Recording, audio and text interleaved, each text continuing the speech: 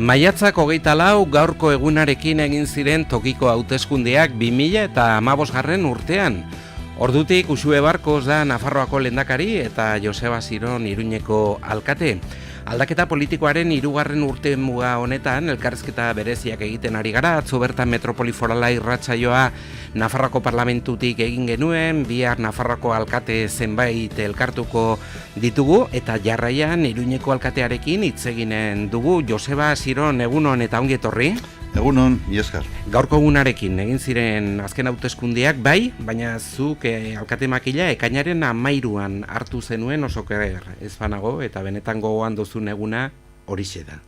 Bai, hombre, zalantzari gabe, nik uste izan zela momentu oso bitxia, eta horretzen naiz gainera momentuan, zeme txikia guazen garai hartan, eta handik aste betera edo aipatu zuen, bueno, aita, eta zure koroaketaren egunean, zantzuen, horrezketa zela, baina bai oso egun polita eta bitxia izan zen noski. Bueno, udaletxeko balkoira irten, plaza herritarrez beterik ikusi, adierazi izan duzu, ura izan zela zure benetako txupinazoa. Bai. Nik beti esaten dut, ez dudala txupinazoa botatzeko grinarik horregatik, ez? Oatzen naiz oso ongi, atera nintzenean kanpora eta jendea nire abizena oiukatzen ikusi nuenean pentsatu nuela, bueno, ona hemen nire bizitzako aldaketa, ez? Jende hori guztiak ezagutzen banau, akabo, bai. Behin udaletxeko balkoian gaudela aprobetxatuz, txupinazoa jaurtitzeko, hautagaiak proposatzeko aukera aste honetan amaitu dela gogoratuko dugu. Ez dakit, badagoen jakiterik zenbat hautagai dauden, esate baterako, sekretua dute den. Bai, hori guztiz sekretua da eta benetan esaten dizut ez dakidala. Ez dakit zenbat dauden, eta zeintzu diren, ez dut idearik ere. Dakiguna da, Mendillorriko abeslari gaztetxo Amaia Romero ez duela piztuko.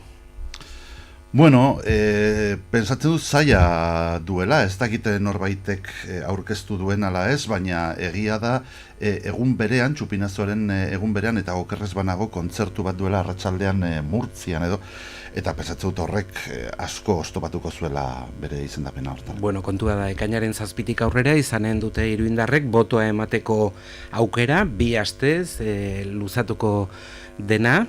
Eta Joseba, atzera begira jarrita, azken 3 urteotan eginiko lanaren balantzea zein den, zure ustez jakin nahiko nuke, zer ekarri du udalberri honek, zertan nabaritu da aldaketa politikoa 3 urte hauetan, oro har? Hombre, nik uste gauza guztien gainetik orain Iruñan beste giro bat dago. Nik uste aldaketak ekarri duela, ez dakit, beste giro bat, ez, ekarri dio hiriari.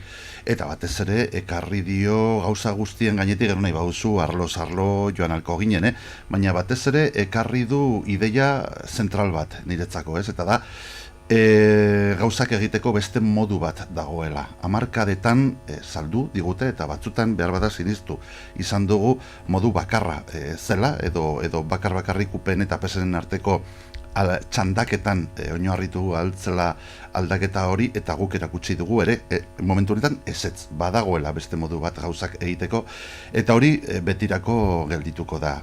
UPN eta PSN atzean ez dago kaosa, baizik eta badago modu jator bat gauzak egiteko. Hori da nik uste ekarpenik oberena. Eta gero, nahi bauzu, arloetatik eta paseo bat eman dezakegu.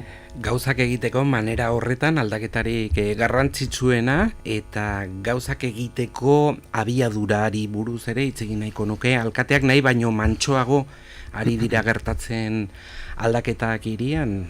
Alkateak nahi baino mantsoago ari dira proiektuak garatzen, zein da zure uste? Nahi baino mantsoago, seguro baietz, hori dudari gabe. Baina ulertu behar dugu, eta ez bakarrik esaerak eta daudelako aipatuz nola doazen gauzak jauregian, ez? Baizik eta benetan hau Titanic bera baino zailago da mugitzea, ez da batek iguza gertatu zen Titanicarekin. Baina nik uste hemen importanteena zera da, ez? Batetik pentsatzea 3 urte, daramatzala aldaketak bizirik, eta lehenago 24 urteko erregimena izan genuen. Eta 24 urteetan ezarritako oinarriak 3 urteetan deusestatu behintzat moldatu ahal direla pentsatzea, hori, en fin, hori ez da zentzuduna. Eta gero beste gauza bat, nik uste dut, benetan, ez dela importanteena aldaketaren abiadura baizik eta aldaketarekin batera etorriko diren benetako neurriak oso ongi finkatuak eta batez ere oinarri honekin eraikiak izatea, ez, eta hortan gaude. Administrazioaren abiadura dela eta, bueno, Titanic aipatu duzu zuk, bestalde batetik prudentzia politikoa ere badago, goazen mantso, pausoak bide luzean, hobe da mantso ematea. Dudari gabe, baina gainera esate dizut, eske aldaketak egin daitezke modu askotan, eta segurazki modu azkarragoetan ere egin daitezke, baina guk nahi baditugu aldaketa horiek benetan errotuak izatea, parte hartzaileak izatea, jendearekin eta kolektiboekin izandako interakzioaren ondorioa izatea, eta bar, pues horre gehiago kostatzen du, hori du aldaketak. Eta gero beste gauza bat, esate dizute, benetan pentsatzen dut, hobe dela sortzen den aldaketa, oinarri sendoen gainean eraikiak izatea, hori da niretzat importantea. Bueno, udal gobernuan 4 alderdi zaudete, Bildu geroa bai, Arantzadi eta Ezkerra, akordio programatikoa sinatu zenuten legealdiaren hasieran. Nolakoa da orain 4 alderdien arteko harremana? Bueno, harremana dago, eta nik uste dut hori ja ona da, eta udal gobernua bizirik dago, eta neurriak hartzen dago, eta horrek adierazten duena da, naiz eta momentu puntual batzuetan sukarra izan, osasun aldetik zanu gabiltzala. Eta hori da importantena, nik uste diferentzia oso handiak ditugula, beti esaten dut, gure arteko eztabaidak pizten dira edozein gauza batengatik, 4 partidu ezberdinak gara, bakoitza beren nortasunarekin eta bere kultura politiko ezberdinarekin, baina oinarrizko gauzetan nik uste benetan adostasun puntu handiak daudela. Eta hori berma da, ez? Eta beste gauza bat, nik uste erantzukizunez badakigula oso importantea dela momentu hau, eta momentu hau ezin dela alferrikatu, eta nik uste hori dela bermarik importanteena. Desadostasun puntualak, ala desadostasun estrategikoak ere egon badaude? Egon dira desadostasun puntualak, eta nik esango nuke momentu batetik, segurazki legealdiaren Ekuadorearekin bat etorriz, eta nire ustez goizegi, hasi ziren baita ere pizten desadostasun estrategikoak. Niretzat, oker bat da, gobernu bat osatzen ari garenean, desadostasun horiek publikoki eztabaidatzea edo helaraztea gure arteko elkarrizketak amaitu baino lehenago. Pensatzen dut hori ez dela oso estrategia logikoa.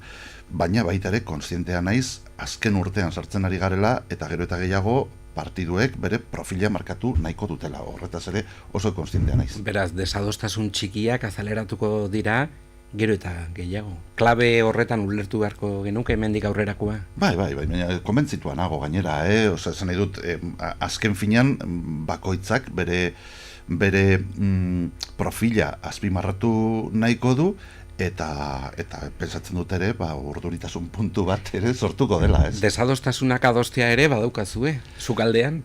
Bai noski, hori da nik beti esaten dudana, gainera horrela irakatsi ziaten nire lehenengo lantokian, ezadostasun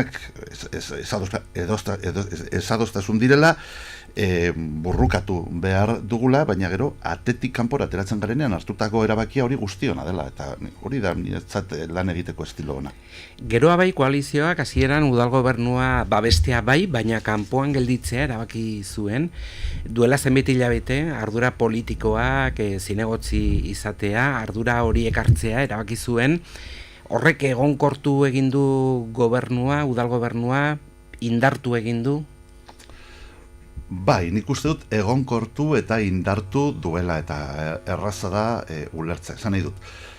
Hasiera batetan, eta gure buruari galdetzen badiogu zergatik zinegotzitza hartu nahi ez zuten, zergatik gertatu zen hori galdetzen badiogu gure buruari, segurazki erantzuna izan beharko litzateke konfiantza faltagatik.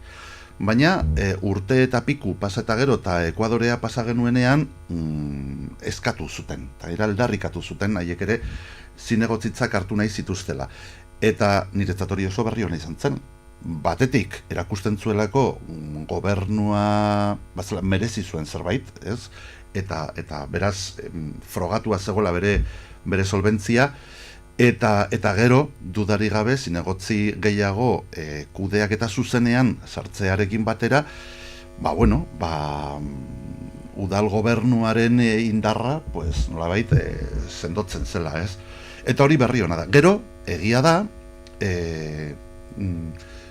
gobernuaren barruan eta zinegotzitzen artean batzutan distantziak areagotu zirela. Ze, geroa bai izan daiteke, eta barka dezatela gobernuaren eskuina, hau esan da komila kakotx guztiekin, eta orduan, beste muturra konsideratu daitekenarekin, igual nolabait, en fin, sortu daiteke distantzia. Mehan ikuste dut kudeatketa gaitasunean irabazi dugula. Ize propio batekin jarrituko dugu aurrera, Edurne Egino udal gobernuko kidea da. Ezkerrako zinegotziak oposizio batzuetako gaitegia filtratu izana falta arina dela dio udal idazkariaren txostenak, aste honetan ezagutu genuen horrek. Zer iruditu zitzaizun Eginok Nafarroako aldizkari ofizialean argitaratu baino egun batzuk lehenago zabaldu izana informazio hori? Hombre, ez dut esango ongi iruditzen zaidanik, ze ez da egia. Ora, baita ere, esango dizut, batetik, konbentzitua nago akatxo bat izan zela, hankasartze bat izan zela, horretan ez dut bat ere zalantzarik, eta gainera Edurne ezagutzen dut, eta alde horretatik ez dut bat ere zalantzarik hankasartze bat izan zela. Despiste bat. Hori da, bai. Baina dozein kasutan ere, pentsatzen dut, gauden tokian, despisteak ere, aztertu behar direla, ze badugu erantzukizun handia. Horregatik enkargatu ziren txostenak, txostenek bi gauza esaten dute oso garbi. Batetik, prozesua ez dela kaltetu, prozesuak aurrera jarrai dezakela, eta hori oso importantea da. Azken finean, langileen interesak eta bertan ukituak egon daitezke, eta beste batetik, esaten dutela, izan ezkero, falta arina izango zela, eta beraz amonestazio batekin bideratu ahalko zela. Hori da txosten juridikoek esate dutena, eta niretzat hori oso importantea da. Tarte horretan, ibilbide honetan, udal gobernuak eta Edurnek berak erakutsi dugun gardentasuna, transparentzia izan da 100%. Horixe dio, ohartarazpen batekin zigortua izan daitekela, idazkariaren txostenak. Zer gertatuko da hemendik aurrera?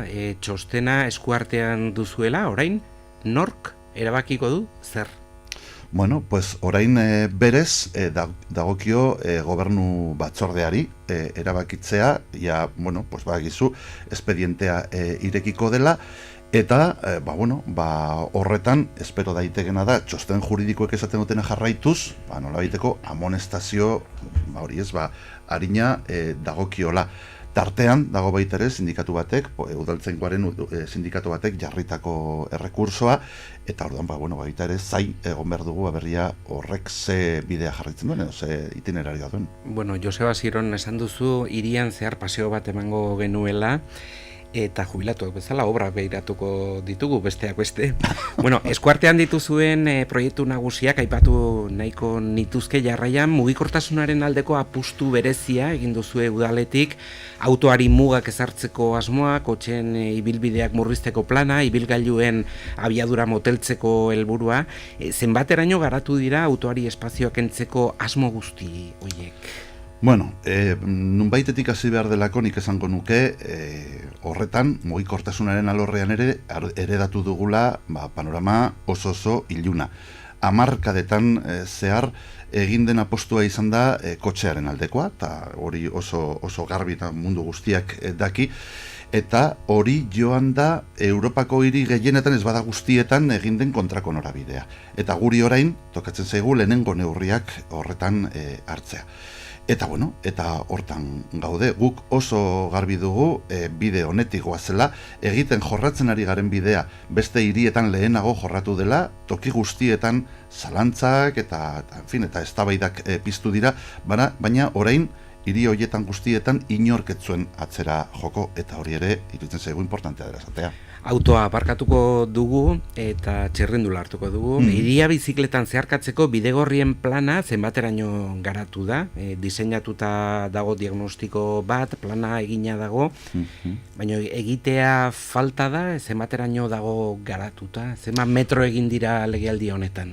Bueno, segurazki orain arte pues, metro gutxi egin dira, baina badakizu gure prebizioa eta gure lana beti neurtzen dela ez urte batetan edo 2 urtetako epearekin baizik eta legealdian, ez? Eta legealdia amaitzen denean ikusiko dugu nola benetan aldaketa nabaritzen den, ez? Nik uste Pio 12garrenaren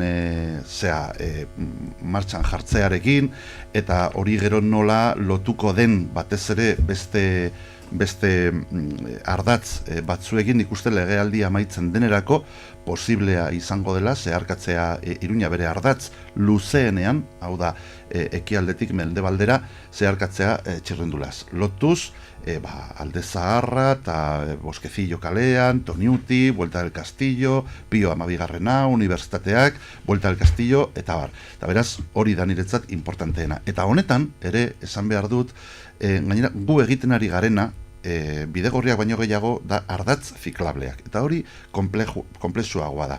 Ez behar bada aurreko legealdietan, egin izan zen, hori ez, pintura eta brotxa hartu, eta Pepe de Gotera Otilio bidali espaloien gainean margotzera.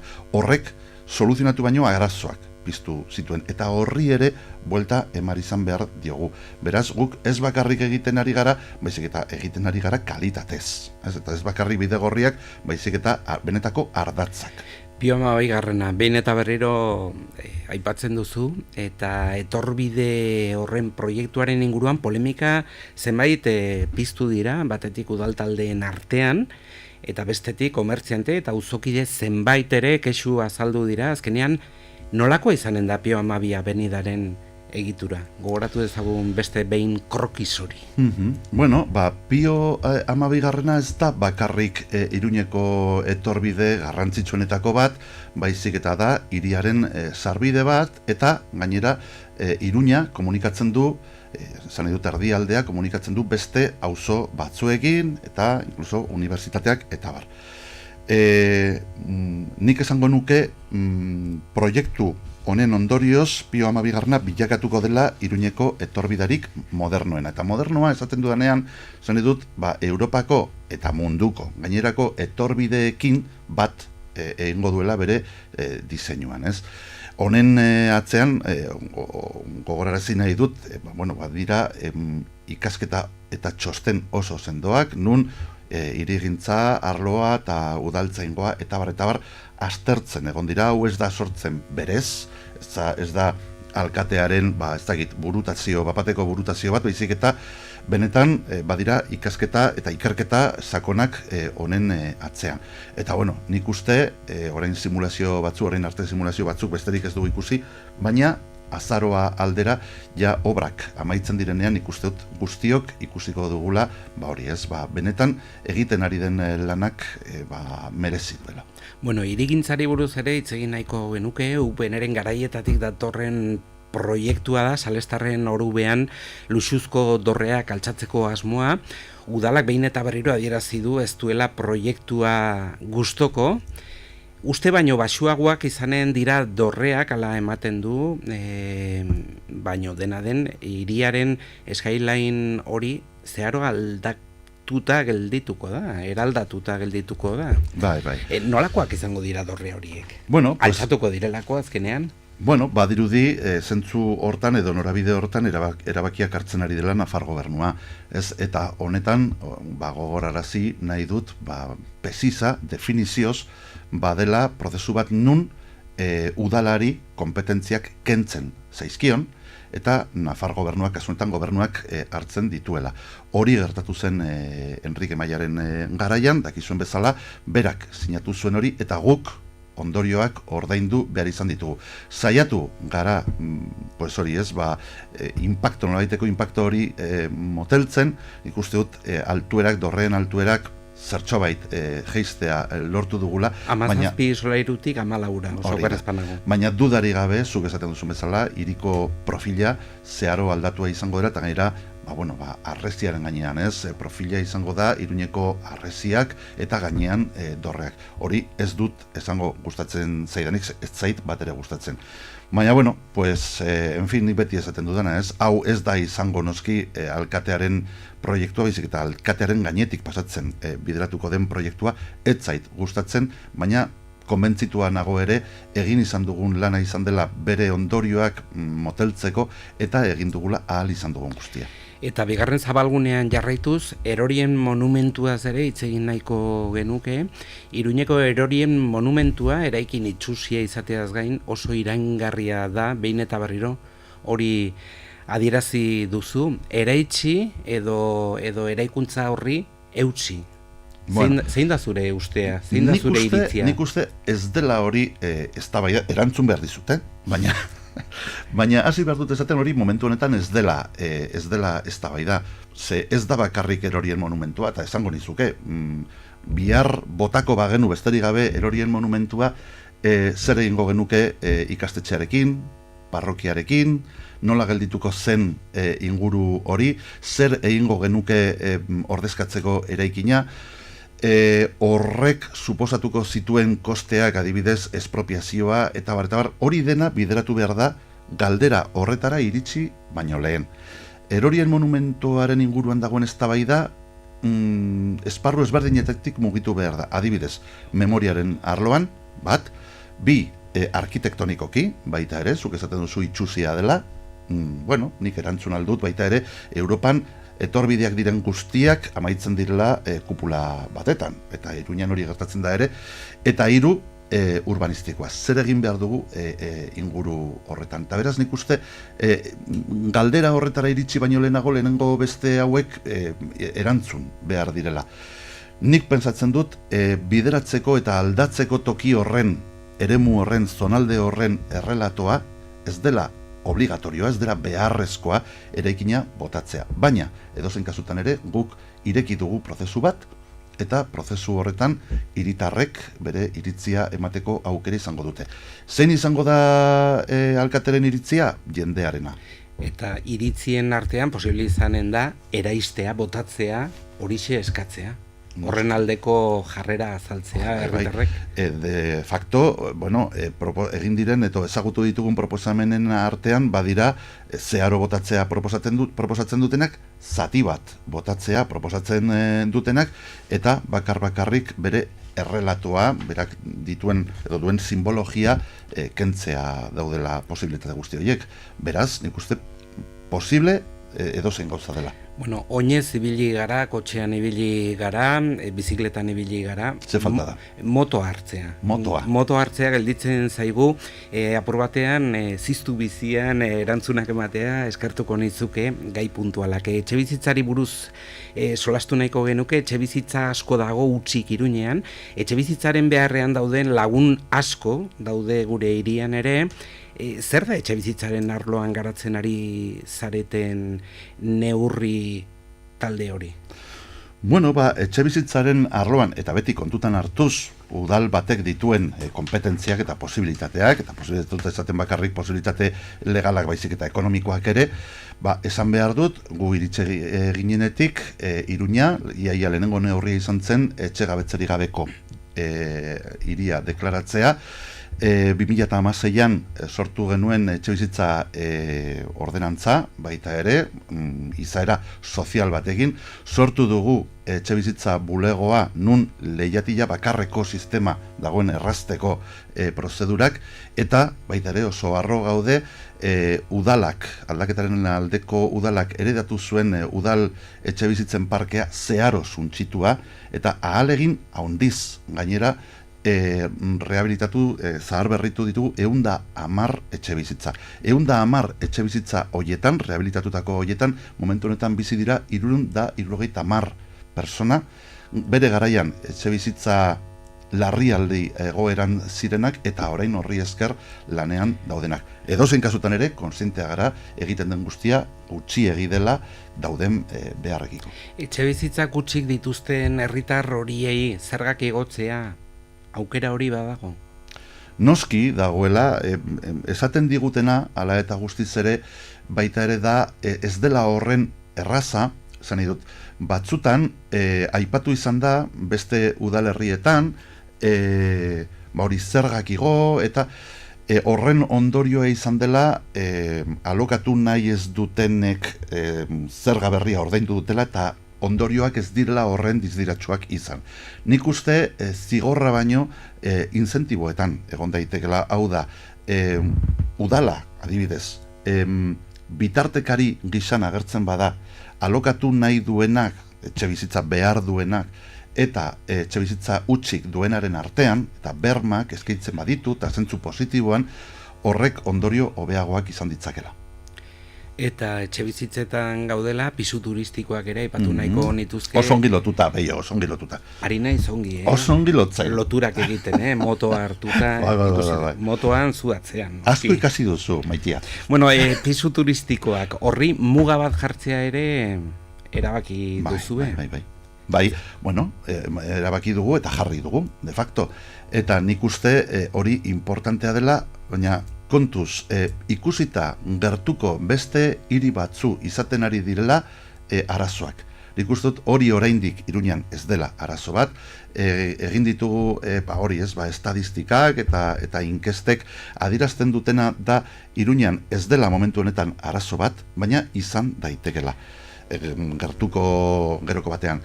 Eta horregatik, jarri ditugun neurriak izan da, batez ere hori ekiditeko. Hori uste garaiz gaudela. Unzu hostelarekin zer gertatuko da? Eginen da? Pues ez dut idearik ere. Mugatuta eginen da? Ez dut idearik ere. Nik uste guk, hori ez, arautzen dugunean pisu turistikoen afera ez gara pensatzen ari proiektu konkretu batetan, noski, baizik eta alde zaharrean bere osotasunean eta hirian, ez? Eta edozein kasutan ere, niri iruditzen zaidana da, hostel, hitza eta modelu hori berez ez dela txarra, zen nahi dut, ezin duguna da, bermatu adibidez, luxuzko hotel gehiago ezarriko direla alde zaharrean, eta berriz, turismo egiteko beste modu hori, hori ez, zigortuz, baina iruditzen zaigu behar bada igual, nire iritzi personala izan daiteke, haundiegi dela edo desproportzionatua dagoela. Edozein kasutan ere, ikusi behar dena da bideragarritasunaren proiektua, eta ia enkajatzen den hiriak eta alde zaharrak dituen beharren artean. Aurretik ere, esan dugu Sanferminak ateioka ditugula, duela 2 urteko Sanferminetan eginiko talde bortxaketaren epaia, ezagutu dugu berriki, manifestazioa ere izan zen, horri buruz, bortxaketa ura abusua izan zela, baitiote epaileek, eta ez erasoa, nola baloratzen duzu sententzia hori, udalak elegitea eginen duela ere, adierazi izan duzu? Hombre, nik uste ez dizut esango gustatu zitzaidanik, ez delako egia, nik uste dut gizartean egon dela, hori ez, garrasi bat hori adieraziz, bere garaian esan nuen, eta hori da pentsatzen dudana, batzutan ematen duela distantzia haundiegia dagoela judikatura eta gizartearen artean, eta hori horrela da. Gero, bestetik, azpimarratu nahi dut, guk honetaz beti hitzein dugula zuhurtasun haundiz, batez ere ez biktimatzeko biktima, eta zai gaudela. Edozein kasutan ere, eta benetan iruditzen zait hau dela importanteena, hori gertatu baino lehenago, gure lehenengo Sanferminetatik, aldaketaren aldeko udal gobernu honek adierazi zuen argi eta garbi gerra ezarri behar geniola horri, sexu erasoei, eta horren alde lan egin izan dugu. Ondorioa, nik uste dut argi eta garbi ikusten dela, Iruña honetan ere abanguardian jarri dela hiriko estaduen artean, Iruñeko udalak, emakumeen kolektiboak eta hiritarrek bere osotasunean jarri dute Iruña puntu horretan, eta nik uste dut Pentsatzen dudalako, gainera, ez dela San Ferminen arazo bat, baizik eta jai ereduaren arazo bat, iruditzen zait, Iruñan egin den lana eredugarria izaten ari dela gainerako hiriarentzako. Eta oposizioaren lana, zere galdetu nahiko nizuke, UPN-ren lana, PSN-ren lana, oposizioan, nola baloratzen duzu? Hombre, PSN-rena oso erreza da. Hori da, segidismoa. Nik uste dut PSN egiten ari dena da UPN-ren bidea jarraitu. Eta benetan penagarria da PSOE bezalako partidu batek duen ibilbidearekin horretan amaitzea, ez? Nik esango nuke bozketetan 95% egiten duela UPN-ek egiten duen gauza bera. Eta hori da penagarria. UPN-rena, pues, etxigarria, zan nahi dute, hasieran esan zuten, ez dakit, oposizio eraikitzailea egin behar zutela ez da egia izan, eta nik uste dut edozeinek rekonozitu ahal duela oposizioaren lanean, kasu honetan UPN-ren oposizioaren lanean, topiko batzu daudela, misak, jantziak, prozesioak, eta zoritxarrez, eta hau maiuskulaz jarri nahiko nuke euskara. Eta euskara esaten dut, batez ere pena hundiarekin, guztiona, Nafar guztiona izan daiteken ondare bat erabiltzen ari dira politikeria egiteko. Urte bat, hauteskundeetarako 2019an eta garai honetan gutxi gora bera eginen dira, eta Joseba Siron izanen alda EH Bilduren hautagaia berriz hurrengo hauteskundeetan. Bueno, hasi zara esaten urte bete falta dela, eta benetan, eta erantzun behar dizut, baina harritu egiten nau horrelako, zakitez, urte bete besterik ez dela falta, batzutan ematen du esaten ari garela. Dagoeneko badakigu maila izango dela zerrendaburu UPN-ren zerrendan. Bai, hor renovazio froga, ez? Eta, bueno, kutz eta beraren artean, zegoen afera. Bueno, osongi. Renovazioa. Edozein kasutan ere, hori, nik kasi galdera alderantziz egiten dut, ez? Osea, eske oraindik falta da urte bete. Bakizu zenbat gauza egin behar dira urte batetan, da legealdiaren 25%, eta hori da pilo bat. Hainbeste gauza ditugu egiteko, hainbeste proiektu garatzeko, ezen, benetan esate dizut, hori niretzat momentu honetan ez dela prioritarioa. Hala, eta guztiz ere, egia da, Euskal Herria Bildun, ja primarien afera martxan jarri dela, hautagaitzak martxan jartzeko, eta nik horri sekulako begirunea diot. Partidutik, Euskal Herria Bildutik nire izena berriro ateratzen bada, pues ez esango dizut, niretzat da privilegio bat. Beti esaten dut gauza bera, momentu aldaketa heldu zegonean prest, zegonean hartu zutela politikarekin zerikusirik ez zuen persona ez ezagun bat jartzeko lehenengo filan, eta hortan sentitzen naiz privilegiatu bat, indarrekin sentitzen naiz, guztiz konprometitua aldaketarekin, eta beraz, nire disposizioa hoberena da. Beraz, oraindik ere indartzu, Joseba Siron. Bai, dudari gabe. Buruko min asko, baino indartzu. Dudari gabe, gainera nik beti esaten dut, ez dela pasatzen egun bakar bat ere, pentsatu gabe nire garaibateko ikasleak zer ematen ariko ziren. Romanikoa, gotikoa, edo Velázquez, edo zer. Ez zait hori ahazten, baina baita ere pensatzen dut privilegio bat dela egotean nagoen tokian, eta ez dut pozik eta ilusioz ez egoteko ez dakit arrazoirik. Berriz ere gogoratuko dugu, maiatzako 24 gaurko egunarekin egin zirela tokiko hauteskundeak 2015 urtean, eta ordutik da alkate Joseba Siron gure hirian, gure metropoli foralean. Mi esker honitz gurekin izateagatik, eta zorionak beste behin. Pues mi esker, eta badakizuen nahi duzuen arte. 1, 2, 3, 4! Metropoli forala, Euskal Herria irratian.